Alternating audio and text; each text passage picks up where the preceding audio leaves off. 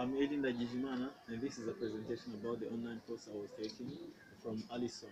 Allison is an online platform which provides different online courses for students to choose the courses that they are interested in. So my interest was in the course called Effective Communication Skills for Managers. With this course, first, the communication is the way used by different people to convey and receive information or messages. So moving to the first topic of the course, it is called Head in the Sun. Head in the sun. So this is a topic that was teaching how you can prepare a conversation with someone. For instance, you have a conversation, you had a problem with your friend and you are preparing the conversation so that you can solve the problem. So you need to do some preparation. There are two types of preparation. One is hard preparation, another one is soft preparation. With hard preparation, there are different things to be considered. First of all, you need to identify the problem or the issue. The second one, you need to know the causes or the root causes of that issue. The third one, you need to go with some facts to support you or with like your side, support your side. And the last one is you need to know whether there is what is the specific day or the specific place where the conversation can take place. Moving to the soft preparation, which is the preparation that you can prepare to, the first thing to be considered is the objective with your conversation. You need to know like what is the purpose of your conversation. Another one is to think of different things that can hit you off, like different things that can make you fail and how you will react. Maybe your friend can give a certain fact or tell you some words and then you start reacting in a wrong way. So you need to be able to control your emotions. The last one too is to find whether there are different people to support your side or different people that can help you to solve that problem. So there is a strategy that is used with this one. Before preparing the conversation, there is a strategy called the RIP. RIP is an abbreviation which stands for research, empathize, articulate, and problem solve. Starting from research, you need to collect or to gather all information that are needed for you to be ready for the conversation. With empathizing means you need to put yourself into someone's shoes. For example, your friend or someone you're going to have a conversation with. You need to try to feel the way he will be feeling or the way he's feeling. So with articulate, you need to state your position or to raise your point of view. The last one is problem solve, where you need to come up with a solution for the issue, of course. So moving to the second topic, it is called "It's What You Don't Say." This is a topic which is regarding of the way we communicate to different people, the way you convey message. It has a principle or a method from Albert Mehrabian, which is called the three V's. These three V's, the first V is verbal, the second one is vocal, and the last one is visual. With verbal communication, it is a communication which it's all about what we say, like the words I'm saying now. It has 7% of the meaning of the messages.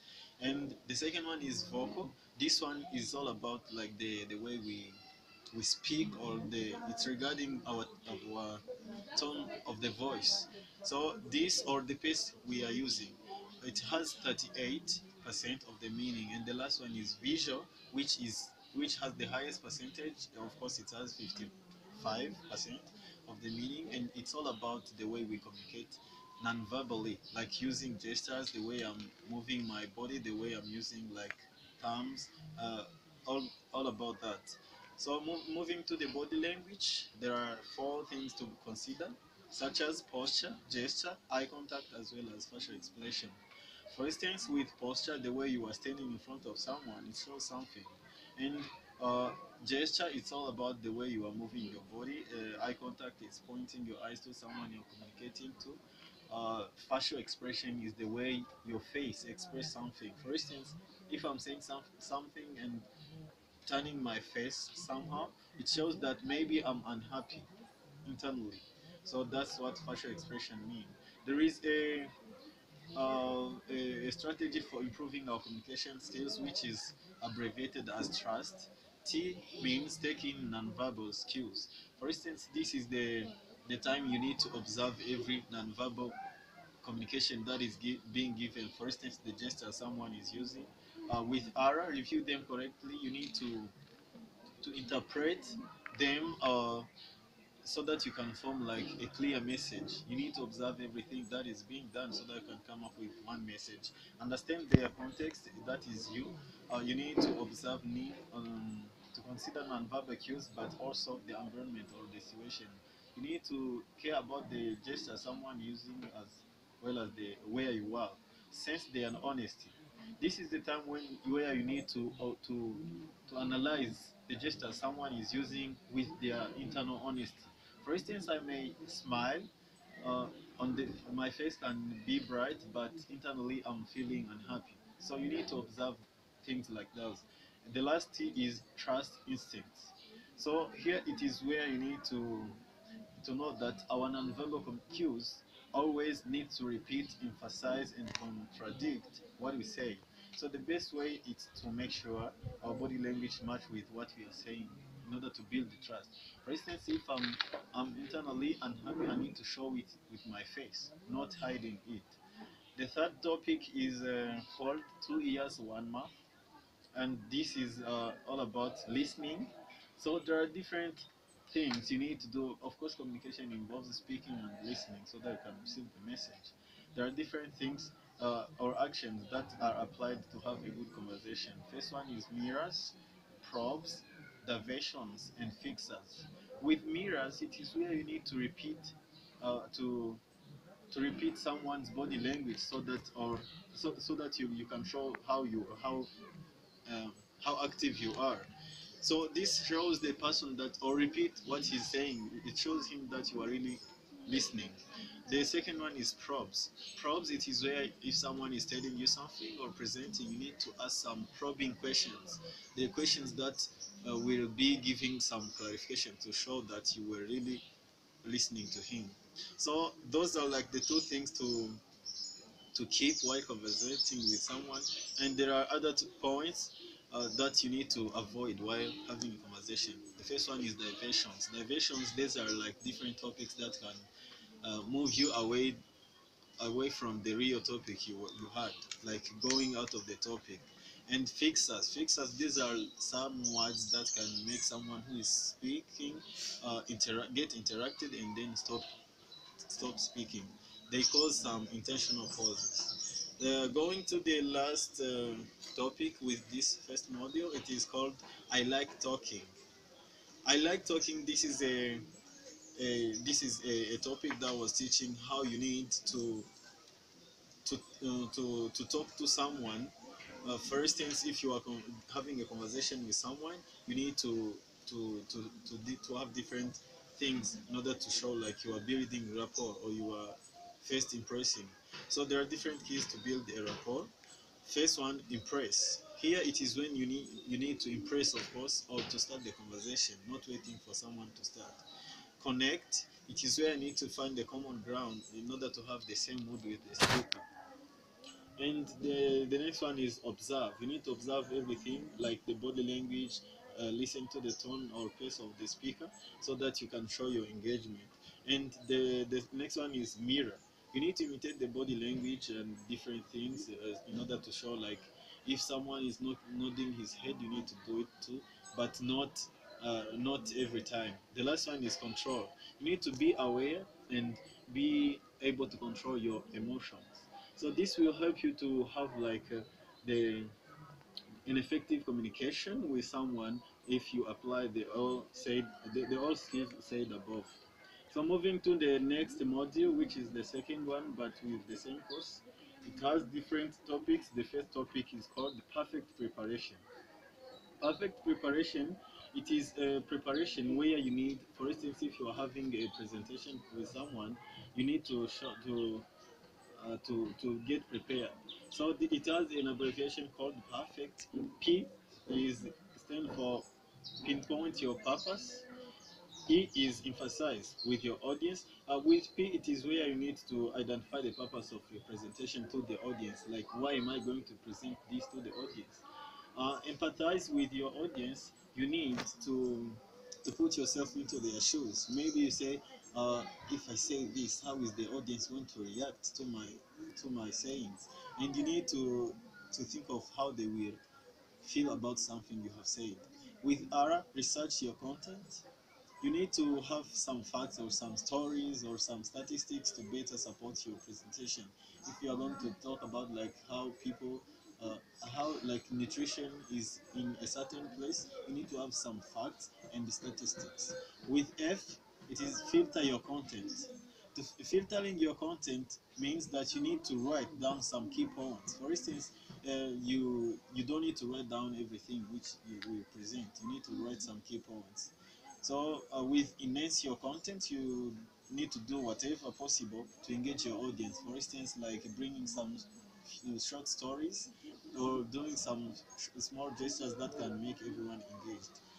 The C stands for cue cards. You need to have some small cards or some small papers where you will be where you need to take notes that will be guiding you whenever you get stuck in front of the audience. The last T is 10 ticks list logistics. This is where before you have a presentation in a certain room, you need to observe whether everything is good regarding logistics. For instance, like the layout of the room, chairs, whether the chairs or different furnitures are not going to disturb your audience.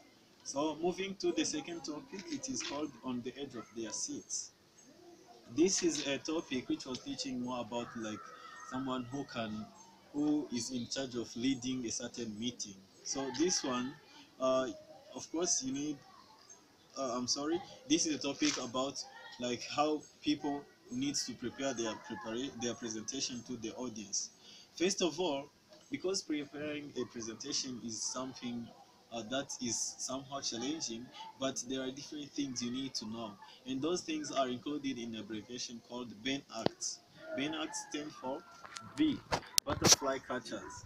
This is the time you need to know, like you need to know that feeling nervous in front of the audience before you start the presentation is something normal. So you don't need to get scared that you will feel nervous in front of the audience. E stands for envision success. You as the presenter need to feel like, "Well, I'm going to make it." You need to see your to like to envision yourself succeeding, to see yourself succeeding. So it's the way you feel like I'm going to make it. N stands for nice to meet you. Of course, first of all, before you start your presentation, you need to show your audience that you are really excited to be with them. The A stands for audience alert. So this is where you need, as the presenter, it is necessary to focus on your body language as well as communicating about to focus on what your body language communicate to the audience. For instance, if you change your face somehow, it maybe it will show the audience that you are not really caring about them or you are unhappy with them. So that's will communicate something wrong. The C stands for come along. You need to circulate around the room so that you can try to observe like the whole audience engagement. The T stands for tackle questions. While presenting, after presenting, you need to have like some 5 minutes or some few minutes for questions and answers. The last one is stand and deliver. So you need to feel confident and then you deliver your message or your presentation. And with these tips, I hope the presentation has to be good. The third topic is called chair in control. Chair in control, it is a topic that was giving more advice to the person who is in charge of leading some meetings. It has an abbreviation which is called like perfect. So, in few words, perfect stands for preparation, encourage, revealing, focus, ears, clarify, and time. So, in fact, the chairperson needs to prepare a meeting ahead of time, of course. So that's something. Everything is fine. You need to encourage all the attendees. For instance, if you have a meeting with two people who are discussing on something, you need to encourage both sides to participate in the meeting.